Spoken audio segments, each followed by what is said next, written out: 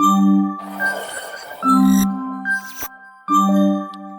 morning, everyone. Welcome to this week's Life Conversations with a Twist. I'm very excited to have my friend Larkin on. If you are a fellow follower of my podcast, you will know that Larkin has actually been on my podcast. I think it was like season one. I think it's been a minute. Yeah, I agree. I think it has been. It was when you and I, that's like how we first met, actually. Kind Yes. of. Like You- that was Yes. our first interaction That was our together. first interaction, and then we instantly fell in love, and we're greatest Yeah. friends now and doing lots Yep. of fun things together, and each other's biggest cheerleaders. But Larkin came on and more talked about she started a nonprofit called Common Ground Society. We talked about how that came about and her journey through having a child with disabilities. And so fast forward, again, this is probably like now 2 years maybe ago. Uh-huh. She's still running Common Ground Society. I'm super honored to be part of the gala planning this year for her fundraiser. And literally, she's like such a badass in our community. And I just love everything you're doing. And you're Thank you. literally going to change the world. And I know it. I hope so. It's time. I don't know why it takes so long. Why is it so hard? Why Like, can't let's we just just do wake up this. and it's all better? That's my question. I don't understand why it's so hard. We all want the world to be a better place. Why is it not yet? So, for somebody who wasn't listening to the first podcast, can you just give a little overview, a little bit about Common Ground Society, what you guys are doing in the community, and then we're going to parlay into why I even wanted you back on it again today. Yeah, so I am Sonoma County born and raised, went to Chico to get my teaching credential because I love kids and I have always wanted to be a teacher since fourth grade when I had a teacher, Mrs. Fisher, who took the time to create a connection with me. And ever since then, I was all in to do what she did for me, for others. And then I taught third grade, fifth grade, and seventh and eighth grade. I taught preschool before that. And I realized that I love all kids. There's not a grade that I could say is my favorite. And then when my son was born, he was born with Down syndrome and he had a lot of health issues. So I ended up having to take leave and eventually resign from teaching, despite my district being beyond supportive of my attempts at clawing at my job. And when I did that, and my son's preschool asked us to come in and do a presentation for World Down Syndrome Day, I was like, teach kids? Yes, I'm in. And long story short, that small presentation about Down syndrome morphed into a presentation about a multitude of disabilities, invisible and visible disabilities, and how to be the one to just smile and say hi and get to know people we perceive as different. We also do family support at Common Ground Society. So, although James was born with Down syndrome and there's an incredible Down syndrome community here, I was dealing with something very different. James coming home with a G tube for a while on oxygen. He had an NG tube. I learned how to do syringes and all sorts of different things. I felt like I connected more with the families who had kids that were medically complex. So I started a small Facebook group, and we'd meet for donuts and discussion, and then that turned into family play dates. And now here we are with 10 different touch points a month for families who have kids 0 to 100. And loved ones with disabilities. And we do a variety of meetups. We do hospital bags and grief support for families who have lost their loved ones. It's really taken a turn that I never thought it would. I've even done a TED Talk, which is just like, I don't know what's happening, but it's happening. It's great. Again, I'm like, can I just be your co-pilot when you go to be on big stages? And I just want Yes, to be there to support you. absolutely. I love what you're doing, and I am going to get a little plug that if anybody's listening and wants to be a sponsor or part of the gala that's coming up on April 26th, we would be more than happy to have you. Yes. The event itself has grown in such a great way, and I'm just can't wait to see where it goes from here. Yeah, So that was my little plug for some money from our local community. I love that. Thank you. Um, so you have this amazing nonprofit, which is 4 years in the making now, 4 or 5. This year it will be 5 years as a nonprofit, and then we started in 2018 before we became a nonprofit. But yeah, 5 years as a nonprofit. So crazy. I Yeah. think my favorite thing that you guys do is go into schools and educate the schools about, being the one and smiling and being inclusive and this whole belonging. Yeah. What would you call it? Movement. Yeah. Because I think that's super important. And so that is Larkin in a nutshell. If you want to learn more, she's like an open book. You can always grab her for coffee or a glass of wine. She likes that too. Hmm. But what kind of sparked me having her back on the podcast is she had posted, she does many reels and she's very active on social media, but she was talking about I was like trying to remember what it was about, but it was basically how something about how our school system needs a major overload. And it just because I'm a mom with children and I'm definitely like very much involved in the community and the schools and hearing parents talk and watching people talk on social media, I thought it would be fun to have a conversation about just like our school system right now, especially here in Sonoma County. Santa Rosa is about to do some major like school closures, and um, I think there's so much to talk about. So here we are. We're Yeah. going to have the conversation. Larkin her and I were just chatting the other day, and something that you had, we had a really good conversation about was the universal design for Yes. learning. And I jotted Yeah. that down as something I really wanted to kind of kick off with. Can you talk a little bit about what that is, what that means for you, Yeah. and kind of how that would be in our school system? Yeah, so the best way to describe universal design for learning for me has always been using those curb cuts as a way to talk about it. Because when we think about those curb cuts, they're made for people in wheelchairs to be able to access our community. But who else do they help, right?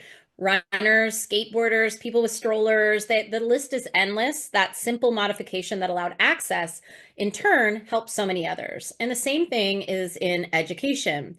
Some of the supports my son might need to be able to access his education in turn could help so many other kids, right? Having visuals, a visual schedule of what's going to be happening, maybe having a timer that shows how much longer a lesson is going to be, allowing for, so it's based on three principles: multiple means of expression, so how you get the word out there. So are you giving a lecture, are they reading it in a book, are they watching a movie about it, right? And then multiple means of engagement, so it capturing their interest. So how are we going to make kids vested in what we're trying to teach them? Because I'll tell you what, kids aren't super pumped about learning about the American Revolution. Let me just throw that out there. When I taught eighth grade, like, that was not something that the kids came in like, teach me, it wasn't. And then multiple means of expression. So how you are assessing their knowledge of what you've taught them. So for James, for example, one of the things that is hard for him is verbal communication. And in one of his grades, he was assigned to like learn sight words. And he's a smart kid. Like, he learns really quickly, and reading is easier for him than math. So his teacher handed me this packet and was like, he doesn't know any of his sight words. I'm going to need you to practice those at home. And I'm like, okay, sure. Like, that's strange, but okay.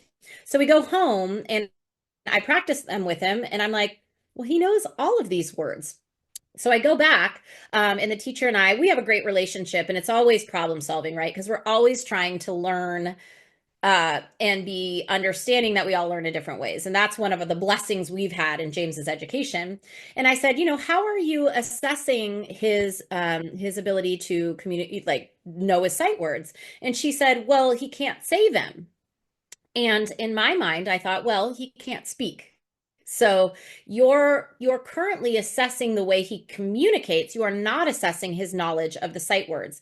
And it's really something we have to wrap our minds around as teachers when we're talking about assessment, because we doing something the way we've always done it, because that's the way we've always done it, is kind of what we do. We're scared to go outside the box. And so this teacher wasn't, though. She was amazing. And we talked about it. And I was like, well, what about if we put all the words out as an array, and then you say the word and he picks the correct word? That will show you his knowledge of the sight words. And she did. And not only would that help James, who is non-speaking, but or he's believe me, he speaks a lot. He's very hard, not intelligible when he speaks. Think about it would help like English language learners, right? Who can read but can't pronounce the words. It would help a kid who's having a bad day and grumpy and doesn't want to talk, right? And can snatch up the words. It can help so many other people. And so that's kind of the basis of universal design for learning and how I think it's important in our system. Is the system currently doing that?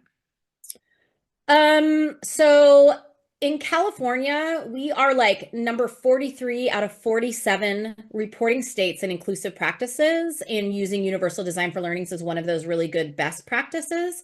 There are some schools that are doing it. There are teachers that are unknowingly doing it, because that's just they understand, this method, but not a lot.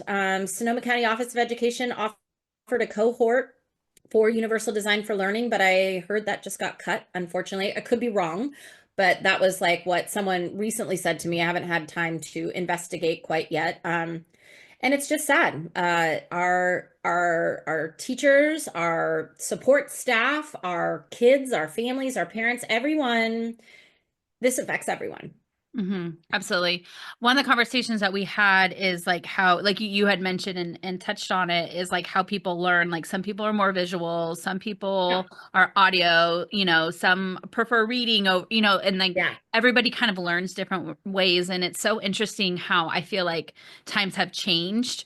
Like when we were going to school, like we were all put in the same box and nobody Yeah. was, said that they had learning disabilities, or maybe they did. I guess it just Right. wasn't that noticed. But I feel like more and more people are like, they're autistic, or they have ADHD, and like these learning disabilities now are coming up Yeah. and it's more and more common. How do you feel? We're trying to be very PC, but it's like, how do we feel the school system is embracing those disabilities? I think they don't, unfortunately, have the teachers themselves is what who I'm speaking for. I feel like they don't have any other choice but to feel frustrated and fed up because they are not supported, right? Like even if they were given a lesson in universal design for learning, they're not supported afterwards. So let me first say people don't get into education for the money, okay? People get into education for the love of kids, for the aha moment. Like our teachers that we feel maybe are not doing a good job, it's not because they don't love your kids. It's that they are set up to fail in the system that hasn't changed in 100 years. And adding every year, teachers are asked to do something different. So not only are they now counselors and school psychologists and all the things, but now in shifting every year they're asked to like shift to a new curriculum and learn a new standards and all of these different things. It's understandable that they are overwhelmed in trying in like people who don't understand universal design for learning think of it as one more thing when in reality it's what will make teaching fun again. Like I when I taught 8th grade US history, I used to do a menu for students because the teacher or like what they used to do was every student would write an essay about the 10 events leading up to the American Revolution. Okay. I'm assessing US history. So what that would do is the students who were bad at writing essays would fail every time. I would never know what they actually know about the 10 events leading up to the American Revolution because I couldn't read it because they couldn't write an essay, right? And so I sort of flipped the switch on that and gave them menu choices. So, do you want to tell me about the events leading up to the American Revolution? Do you want to make a poster about it? Do you want to, make a little thing comparing the most important event leading up to the American Revolution and the least event, right? Do you want to take a multiple choice test or write an essay? I had these two girls that were twin chefs in my class. And I always left a square for if you have a good idea, like bring it to me and let's talk about it. So they made 10 recipes of the events leading up to the American Revolution, where they added a little pepper here, a little spice here, a little salt, right? And it was amazing because they did something that was motivating to them. They will Mhm. forever, they told me, like, they were like, I'm going to forever remember this lesson because these are now going to be in my new cookbook, you know? It was incredible. And when we reach people, when we meet people where they're at, I really believe that they're going to go the distance. They're going to go farther. They're going to care. It's so interesting when you talk about like what the teachers are kind of up against, with being in a classroom. And it's like the other things that you didn't even mention is that most of the classes are overstaffed or not overstaffed. They have too many damn children in Overpopulated. it. Yes. Overpopulated. Yes. Yes. And so teachers are now having, I think my son had 32 kids in his class last year. Kindergarten class has 24 kids. Yeah. Kindergarten, And where then it's like, they're now expected to learn to read. yeah. And then it's like not even you're teaching them, but you, like you said, you're also their counselor. And then, oh, you have to deal with a child who has a broken family, and now you're dealing with two parents, and like it's Yeah, like you're almost like dealing with all the social and outside stuff that these children right, are going through on a day to day. And then now you have bullying, and now you have right, now they're scared of getting shot at because like right.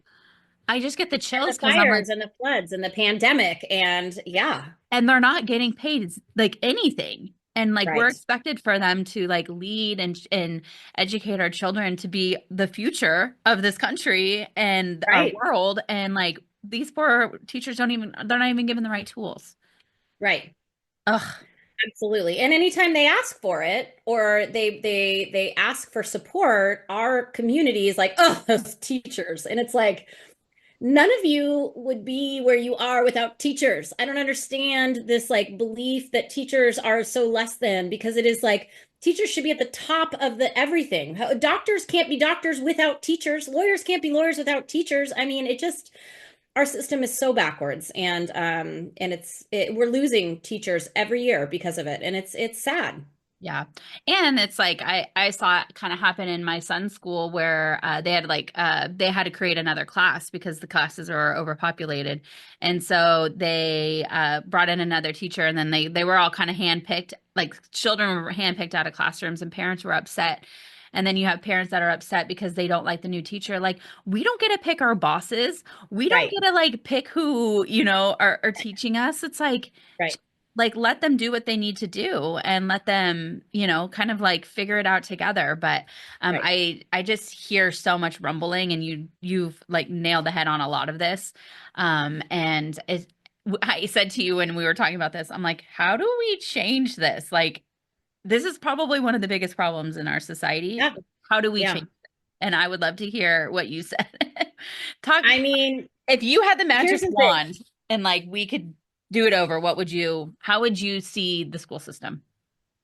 Hey, thanks for asking, Heather. That's a great question.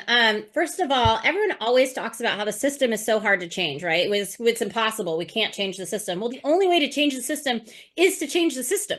Like, we can't just sit here and keep complaining about it. We have to do something. We have to shift something because it's very clear that it's not working. So, like, my dream for education, what I see being the best route is if we were to like TK through third grade, focus really on those foundational skills of reading, writing, and basic math, right? And as well as like the biggest component being how to be a human being, how to socialize, how to be kind, how to be empathetic. All of those things are so important because as much as we want to say school is about academics, it's also about building community. I mean, this is the kids' real life. That is their community.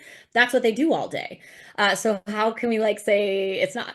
Um, and then in fourth grade, if we could focus more on, students, the things that students are interested in. So I could teach history, language, or social science, writing, reading through music. I could teach it through rebuilding an engine in a car. I could teach it through architecture. I could teach it through music. I could teach it through anything. You can teach it through anything. And when you get buy-in from kids on what they want to learn about, you'll get those why. I wonder why. Let me figure it out. Versus the I don't care about this, so I don't care about why. And it's what we really need to be doing is trying to build those lifelong learners and kids curiosity in kids because Mhm.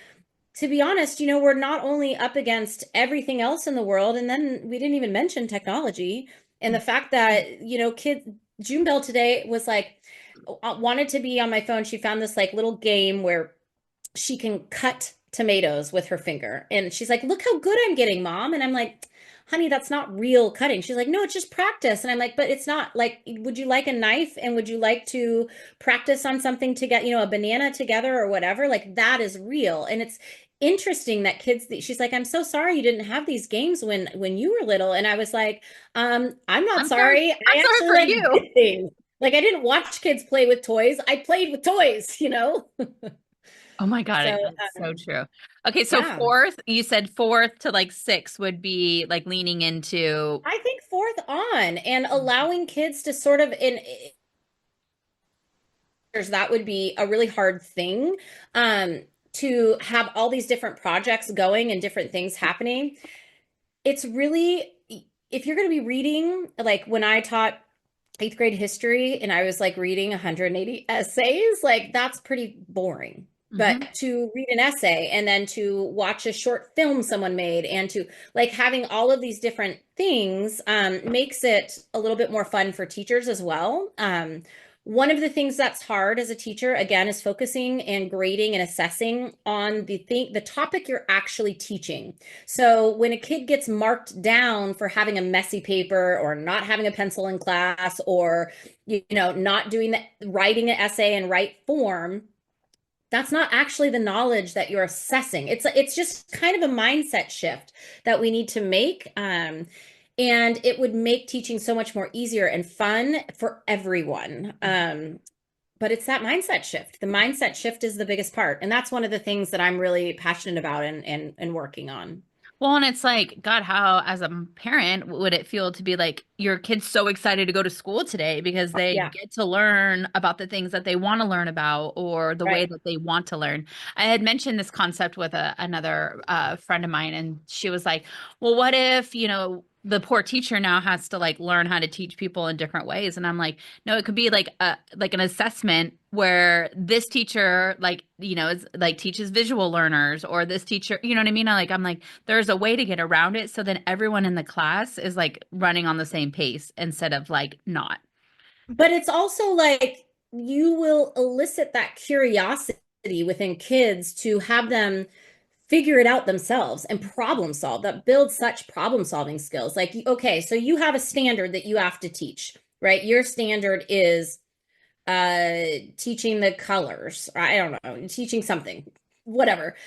You can talk to kids about that. You teach to the standard, but the kids show what they know in a variety of different ways. So it's not like you have to reinvent an entire curriculum for a bunch of people, but like you should have all of those different components in your lessons. You should have a visual component, a auditory component, and a kinesthetic thing. Like that is what we've always been taught to do. It's hard though, but it's incremental work. So not every lesson right now you need a shift, but start adding visuals to a lesson. Start adding like you reading the story on a video for your students one time, a chapter in the history book. You know, as the days and months and years go on, that incremental work will build up a curriculum that's ready. And this is the other part that I wish and I've been pushing for that we have like a cohort of people who are vested in this. Because if we had all the third grade teachers in Sonoma County come together and develop like their kind of curriculum or problem solve together, everyone would do one lesson and then they could work together and share the information versus all these we're siloed oftentimes in teaching. And my favorite part of teaching was being like, okay, so what if we do this lesson? And then my teaching partner would be like, ooh, that's great, but what if we? And then I'd be like, oh gosh, I love that, but what if we? And it just builds this like excitement and incredible lesson. And that's the teacher's gift. That's why they are teachers because they get excited about that aha moment and finding it for their kids and watching their kids be excited to learn. And this is a new shift in teaching that we got to like jump in and try. We got to just try and see, you know, God, what's the worst but that's going take to it happen? hard. Right. At this Yeah. point? How do Yeah. you feel about all these like specialty schools? I feel like when we've gone, I'm going to give my example of like where I came, right? I go to school, I learned about all the things. Well, we all had to take the same types of courses, like the math and, this and that. And like where I think it's great. I think now when a child is going from high school to college, there's this weird transition. Like they feel like they have to go to college because mom went Right. to college, or that's Right. what society wants you to do is go to a Right. four-year college and do. But now we have all these amazing programs like CTE where, kids could go off because they want to learn the trades, or they want to go to culinary school, they want to go to hospitality Yeah. school. And like, Yeah. how do we encourage the change in that of like letting a child like lean into their future of like what they truly want to do? Yeah. I mean, that's a great question. And that is like, a parenting thing that we all have to do and reconcile that, like, to be honest, the majority of people who didn't go to college are making way more money than I am. Like, and I went to a 4-year college and then I got my teaching credentials. So, a lot of people who go to college oftentimes don't even end up using those skills. For me, college was important because I wanted to be a teacher and that's what it takes. Um, but I truly believe like kids need to be following the path of what is important to them. So there are some kids that college is the way and that's what they need and want to do, and that's great. My friend that I present with, she always calls herself, she's like the math nerd, she and I am very much not that. Like we are very different people that we're doing the same thing, right? And so it's a societal shift that we need to make again in mindset about what's important. And I see it sort of happening. We've got a lot of those nonprofits happening. The Lime Foundation is another one where kids can go and start in the trade, because school is not for everyone, and especially the way we are doing it right now, it's just not. It wasn't for me. I had ADHD. I had the reason I became a teacher was Miss Fisher noted, like, first through third grade, kindergarten through third grade, maybe in preschool. I got that like daily note home. I know it's shocking, but I was a little sassy in class. Like I just talked all the time. I had a hard time paying attention. And it wasn't until Mrs. Fisher took the time to be like, something is a little off here. And so got me some tutoring to help me with those skills. And since then I got good grades, but I still didn't like enjoy school until I Mhm. got to college. Until I got to college and I learned about the things I wanted to learn about, like how to teach children and the way that they develop. And all of those things were super interesting to me. And I got great grades in college, much better than I did in high school and elementary school, middle school. It's Ugh, because I cared about what I was learning about. yeah. It's interesting perspective of like pivoting how you're as a parent, how you teach your children and like what you lean into. I mean, I tell my kids all the time, like, if that's what you want to do, like, that's great. Like, I'm not going to force you to go to college, or I'm not going Right, to, if you don't want to go, don't go. I mean, obviously I want you to do something. You're not going to like sit at home and play right, video games all the time. At least try and get paid to do that. Um, right, right. but Which like, they can. which they can now, very good money. Um, what other issues besides like this do you see are happening currently in the classroom? I mean, so we've talked about how there's the trauma with the fires, the floods, the pandemic. We've got all of those kids who have experienced so many things on top of worrying about school safety drills and all of those different things that can impact learning. Not to mention, those are collective traumas. Those aren't even traumas considering like individual traumas and things that kids go through on a daily basis. And it's interesting to think about how when we go into a school, like I have a bad day every now and again. Like I'm grumpy and I don't want to do what you tell me to do, but and I'm allowed to do that. I'm allowed to be upset. As an adult. But as kids, we don't always allow that, right? We're kind of like, suck it up, like it's okay. Um, and I think that, again, that mindset shift with that piece and honoring feelings, particularly with this generation of kids that has a harder time with that and who for a long time were isolated and so became more dependent on social media and screens and things like that. And honoring that as a way to move forward, and try and adjust it as necessary. Uh, the having too many kids in the classroom, not enough support. Parents aren't able to support their kids at home with the learning because they get home from work and school, and then they have the rush of the world, and we want them to be a family. We don't want them to sit there and struggle with their child on Common Core math and how to get the worksheet done. We want them to have open, honest conversations with their families, but we don't allow that.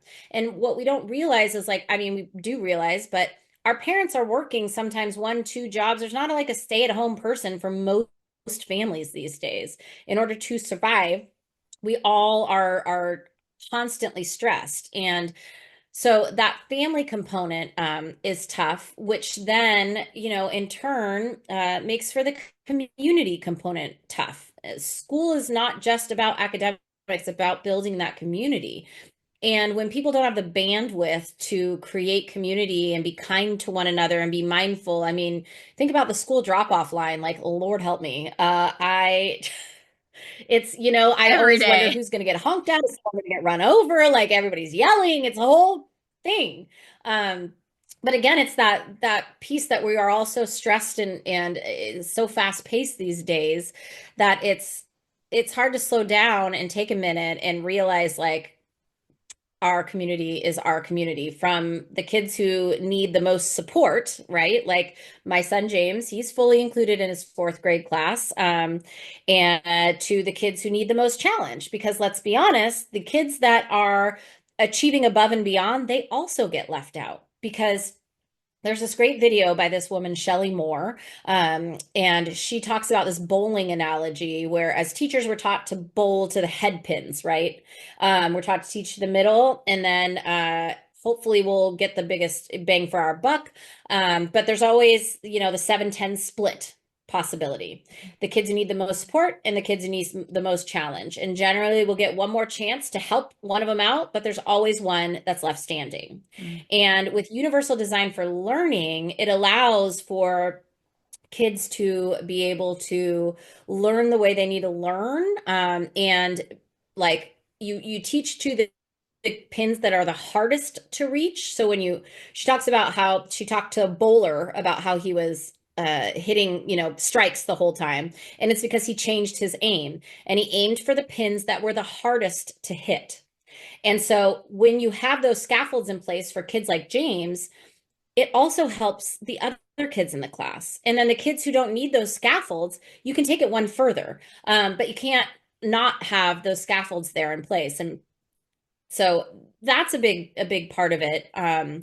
I think the mindset around inclusion is a huge part of the problem here in Sonoma County. There was apparently a meeting that happened where a parent said, um, we need to talk about the elephant in the room, special education kids, because they're basically like, the monkey on the back of the normal kids. Now, that person clearly does not understand budgeting for schools and what that means. And, that person is very much doesn't understand any of it, because as a teacher, even not having a kid with a disability in my class, I had kids that were down here and I had kids that were up here. There's never a class that is all right here. And so it's it, it's a mindset shift that my son is taking away from your kids, right? That's what my son offers to your kids is way more than money can offer, right? And there's like 50 years of research on the fact that when kids with disabilities are educated with their non-disabled peers, it benefits every single person in the class. And so, I think all of it is just mindset shift on we all have something beautiful to offer this world if only we are brave enough to recognize it.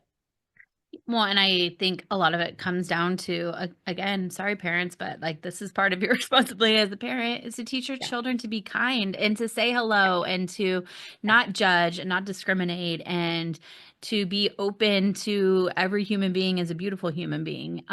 Right. I think if you teach that within your home and in your everyday environment, like that is huge when they go to school. Right.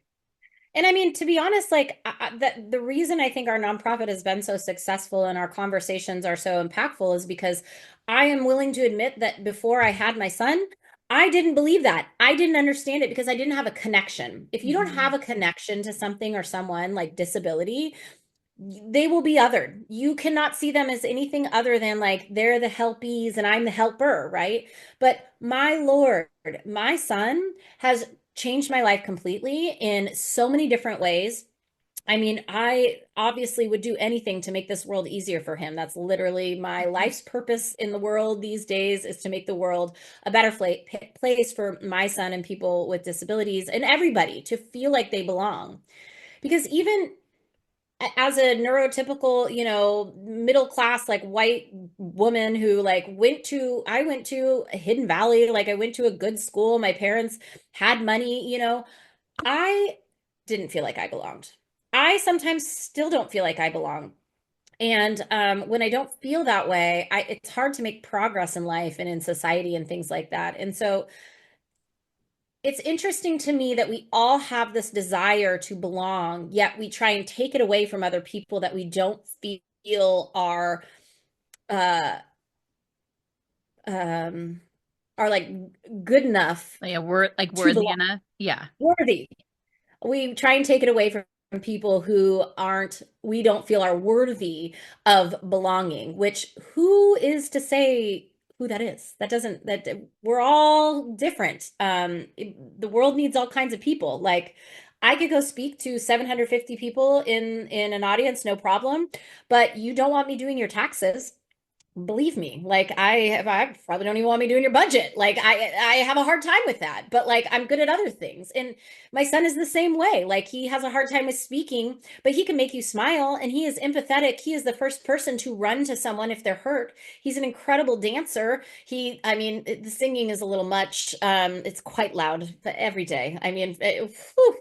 But he loves it and he's getting better at it ish. And so it takes recognizing the fact that we're all different and our world needs all different types of people, and all kids are our kids. I need you just as much as you need me, and I need your kids just as much as your kids need me. I just feel like there's probably so much joy in your home just because like James just doesn't see things in a negative way. Like he's always positive. I mean, I'm just assuming based on like what our conversations. And like when you said he dances and he sings and like everyone can just be who they Yeah, are. I yeah. feel like it probably changes the dynamic in the household. Like I think of my children and it's like rah, rah, rah, everyone's like walking on I mean, eggshells and yeah, I definitely will say James definitely feels the wide range of emotions, and there's definitely yelling and screaming, and he and his sister fight all the time. Um, but in the same respect, he doesn't see the world the way we do. He doesn't. Mhm. I don't know that he has yet to discover uh, the way people are looking at him is not, they're not trying to engage him, sometimes. And it was easier when he was little and he was cute, and he's still little and cute, but like what happens when he becomes a teenager and an adult and he's got, he's like in seventh and eighth grade, and those kids, seventh and eighth graders are just weird. There's weird looking and they're weird smelling and they're weird everything. And so that's like going to be compounded for my son who looks different than the neurotypical population. But what if we continue to embrace him? I worry that the school, there is no place for James at this point that I would feel comfortable sending him for seventh and eighth grade. I mean, I don't know that like where all of his friends from Rincon Valley, if he went to Rincon Valley, I don't know that they would have like the things he needs. So then maybe he's going to need to go to Slater, but nobody knows him there. So how he's going to be torn away from all of his friends and all of his community and people that I mean, we walk onto campus and he's like the mayor of Madrone, kissing babies and shaking hands. And it it terrifies me a little that he's not going to have that community surrounding him who love him. And even even as far as like next year, I mean, they in our district are getting rid of all the behaviorists, all the counselors. Like they have all these different budget cuts that they're making, which again takes away that support those teachers need to survive. They can't do all these jobs. And so we really need to be thinking about how we're setting our society up for our future, because these kids are the ones that are going to be taking care of you and I. You do realize that, right? And like, so if we're setting them up for not being good community members, that's only going to affect us later on in life when they're like, you just go to that home. I don't know. I might come visit you. Maybe I'll FaceTime you because we don't like do actual human interaction anymore. You know what I mean? Yeah, It's important. it's so true.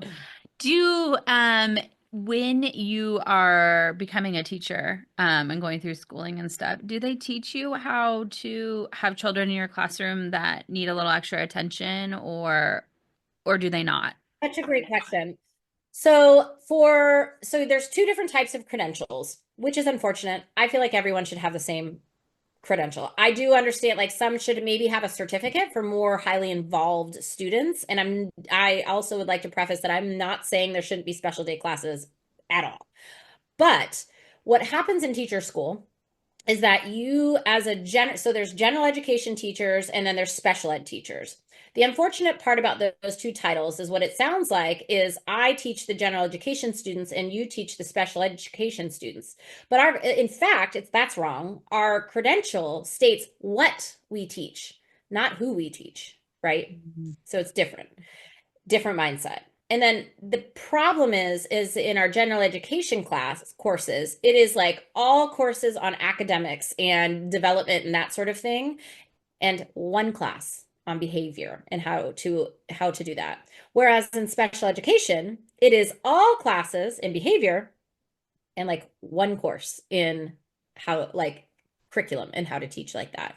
And so with the state of our children these days, like I don't understand what the holdup is for us to understand that we all need to understand how to teach these kids with these magnificent behaviors, because it's happening more and more and more and more and more. I mean, going into my daughter's kindergarten class, I'm like, oh Nelly, there's a lot in here. Even, in James's, and James has an incredible class. I attribute a lot of it to the fact that they have learned patience and all of those and empathy and things like that because James is in their class. Every year I get told what a great class the kids are. So, um, I forget your question, but I think I answered it. You did answer it, yes, about how Okay, good. how they educate. It's so interesting. I know, like you and I were like when we were talking, you're like, I just like the whole system just needs to be blown up and Uh-huh. restarted over. And it's like, how do Yeah, you even do that? Like, how do I you know. like because every day we're learning. Maybe it happens during the summer, blow up next year, everything's gonna be different. But like this is like a huge undertaking of Yeah. to change. Like, and that's what you're Yeah. saying. I like how you're saying like it Well, needs to be like core or like people need to support it more and want to be a right. part of it. It's such a shame that we didn't take better advantage of the pandemic. We very well could have had the pandemic happen and then come back to teaching in a different way, but we didn't. We just pulled out our May folders again and got started on what we do every year. When in No, now they're reality, just on the computers even more now. right, right, Like literally, like they have to bring a laptop to school. I'm like, do you even use it? And you're just gonna carry it back and forth and like yeah, I don't know. It's bizarre to me. I would love to get to a place, especially because I have children, is them enjoying to go back to school. Like both of them today were like, what are I gonna do? And I'm like, God, yeah, wouldn't it be so great if they're like, Mom, let's go. We got to go to school. Like yeah, things are gonna be yep, great. yep.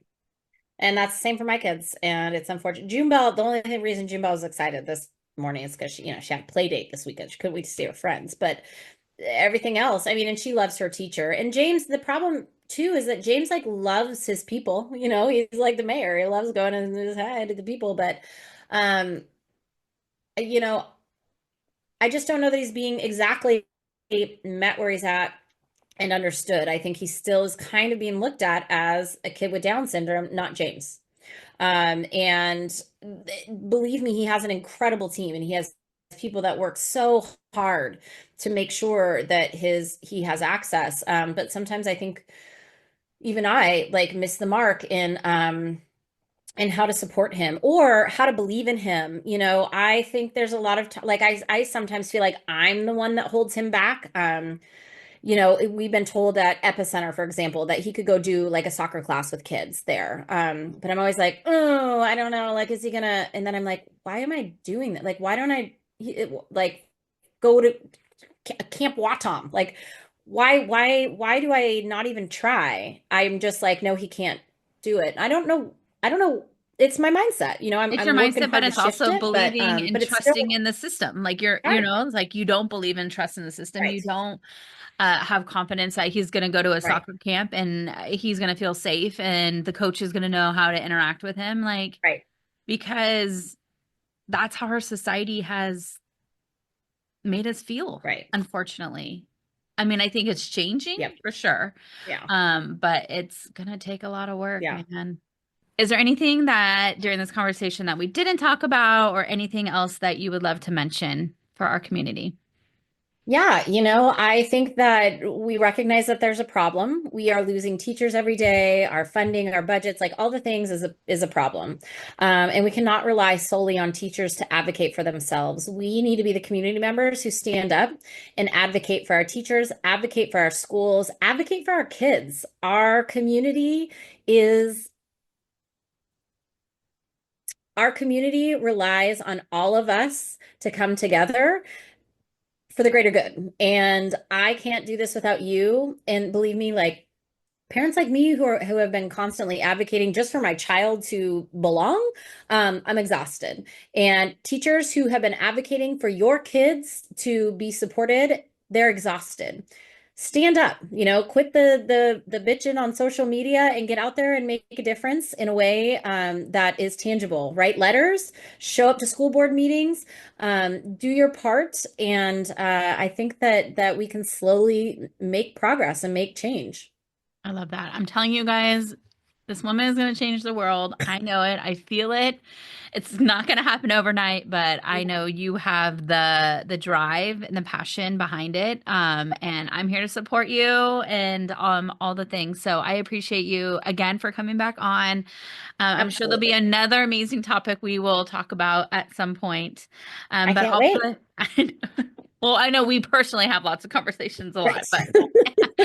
but but I will definitely put in the show notes how everyone can reach out to you to follow Great. Common Ground Society. And again, thank you for everything you're doing in this community. Well, thank you for having me and thank you for being the BFF I've always needed. And I can't wait to see how we change the world because you're now part of this, my friend. Yes, and I'm here for it. Good.